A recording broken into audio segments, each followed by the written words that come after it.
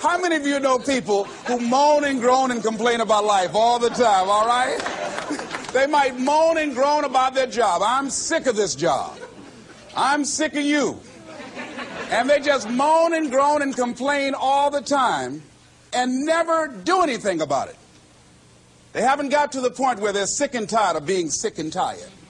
They just have enough energy to complain about it, and they consider that, in fact, they believe that that's equivalent to doing something about it, just complaining. No, that can't get you where you want to go. That cannot create your reality for you. The other thing that keeps most people from realizing their true greatness and their true potential, circumstances, their environment. There are many people who believe because of where they're born, because of the area where they are in life and where they find themselves, that's all they know. Given my circumstances, ladies and gentlemen, I shouldn't be doing what I'm doing right now. See, I know something about you, even not knowing you, that you've got greatness within you.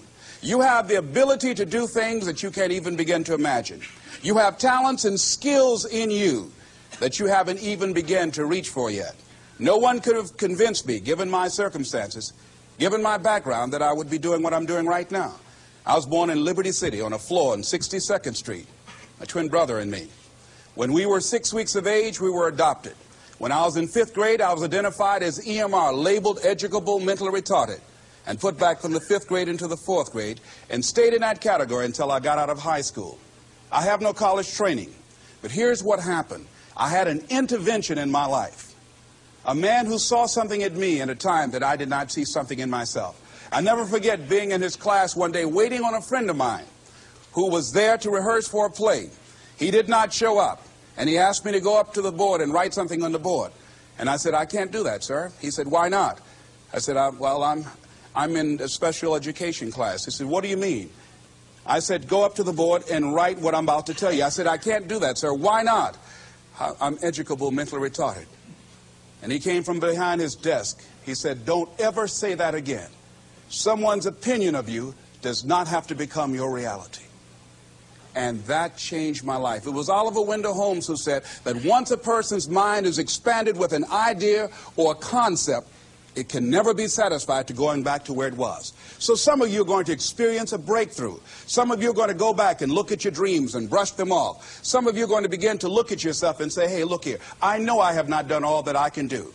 Whatever goal that you have in mind, I want that to be a goal that will challenge you, something that will make you stretch. It was Osborne who said, unless you attempt to do something beyond that which you've already mastered, you will never grow. What is it that you looked at some point in time and you decided that you couldn't do it, that you talk yourself out of it? Whatever it is, bring it back out there. How are you going to do it? That will come to you in due time. So you don't get in life what you want, ladies and gentlemen. You get in life what you are, not what you want. And see, the good news is that we can always become more by working to develop ourselves. So the first process of making this your decade, you've got to begin to take a look at your life and look at where are you right now? What are your strengths? What are your weaknesses? What gives your life a sense of fulfillment, a sense of joy? What does a full, rich life means to you? What is it that you could love doing 7 days a week that'll bring a smile to your face? Think about that. In all the areas of your life, your professional life, your personal life, your family life, your spiritual life, what is it that you'd like to have? Once you begin to determine that, that takes you to the next step. And that is, once you decide what it is that you want, now you've got to decide that you deserve that. Repeat after me, please. I deserve the best that life has to offer. I deserve to find my purpose in life. Shake somebody's hand on your right and left and say, find your purpose.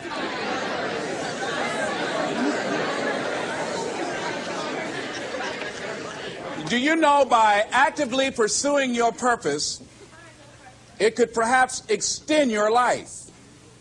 The number one killer in this country of all the diseases we have, heart disease. That's the number one killer. And if you ask most people, when is it that the majority of people have their first major heart attack? Some people will tell you as a result of obesity, or smoking cigarettes, or high cholesterol, or high blood pressure. And all of those are contributing factors. However, the truth of the matter is that most people don't realize that the majority of people suffer their first major heart attack on Monday morning between 8 a.m. and 9 a.m.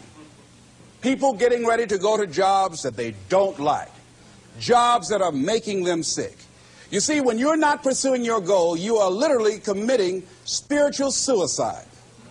When you have some goal out here that you're stretching for and reaching for that takes you out of your comfort zone, you'll find out some talents and abilities you have that you didn't know you have. I started speaking just to elementary school kids because I knew they didn't know what I was talking about. And they gave me all kind of standing ovation. We like you, yeah. Then I graduated up to junior high school and then to senior high school and then to various community groups and church groups and civic associations and then to colleges and to businesses. Now I'm traveling across the country and then traveling nationally and internationally. But I never would have discovered what I'm able to do right now if I wasn't willing to take a chance. And you've got to be willing to do that. You've got to believe in yourself. I was doing work for a major corporation and they were having a major downsizing. That's another terminology for major firings. And so the people that were working there, they approached them and said, listen, you are eligible for early retirement. We will give you a buyout package of $300,000 if you take it within this time frame. However, after this time frame, when we have the downsizing, you might be among the people cut and you will lose all of benefits that we're talking about right now, and the most you can get is 2 weeks severance pay. Ladies and gentlemen, only 50% of the people that were eligible took this. Let me tell you something. If I'd been there, I'd have gone to ask for your check. Listen, Marvin told me to get his check. He's home with his mama.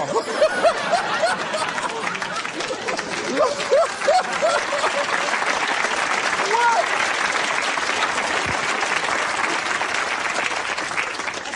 I would have taken that money so quick and had other people checks.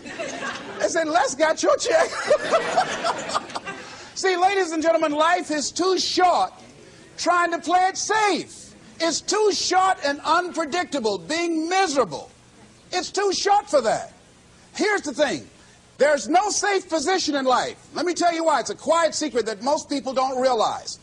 You can't get out of life alive. Hello, you can't get out of life alive. So there's no safe position. You can die in the bleachers or you can die on the field.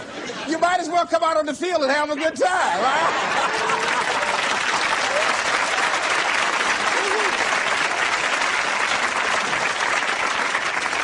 So if you want to make this your decade, you've got to decide to be bold. See, you got to be bold in life.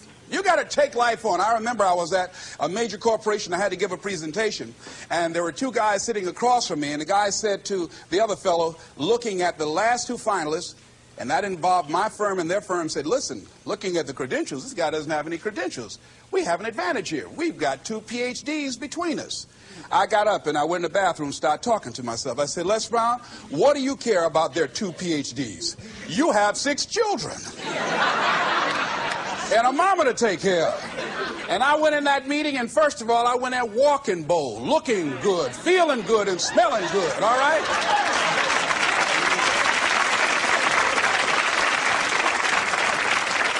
And I sat across that table, and we started negotiating, and I operated in a spirit of absolute certainty.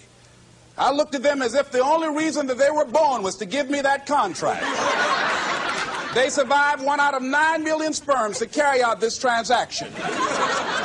And I got the contract. Hello.